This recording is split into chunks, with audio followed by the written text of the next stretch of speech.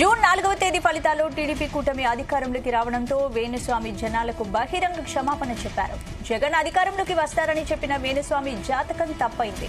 దీంతో రాజకీయ నేతలు, సినిమా సెలబ్రిటీస్, క్రికెట్ ప్రముఖుల వ్యక్తిగత జాతకాలు బహిరంగంగా చెప్పబోనని వేణుస్వామి ప్రకటించారు. అయితే ఇప్పుడు నాగచైతన్య శోభిత జాతకం చెబుతానని ఫేస్బుక్, ఇన్స్టాలో వేణుస్వామి స్టోరీ పెట్టడం సంచలనం రేపుతోంది.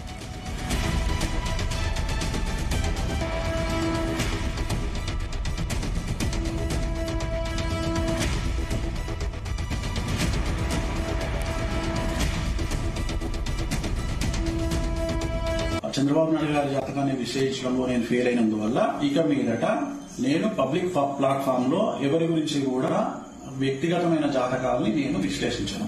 క్రికెట్ కు సంబంధించి కానీ, అలాగే రాజకీయ నాయకులకు సంబంధించి కానీ, అలాగే సెలబ్రిటీలకు సంబంధించి కానీ ఎవరి గురించి కానీ వ్యక్తిగతమైనటువంటి జాతకాలు విశ్లేషించడం అనేటువంటిది నేను నిర్ణయం తీసుకున్నాను. సో ఇక ట్రోల్ చేసే వాళ్ళ బాధ్యత మీ ఇష్టము, దాన్ని నేను ఆపలేను. సో ఖచ్చితంగా ట్రోలింగ్ అనేది జరుగుతూ ఉంది. బట్ నన్ను ఆదరించే వాళ్ళు, నన్ను నమ్మేవాళ్ళు, నా ఫాలోవర్స్ మాత్రం నాకు అండగా ఉన్నందుకు వాళ్లకు నా మంగళాకాంక్షలు తెలియజేస్తూ ఓం నమో వెంకటేశ్వర.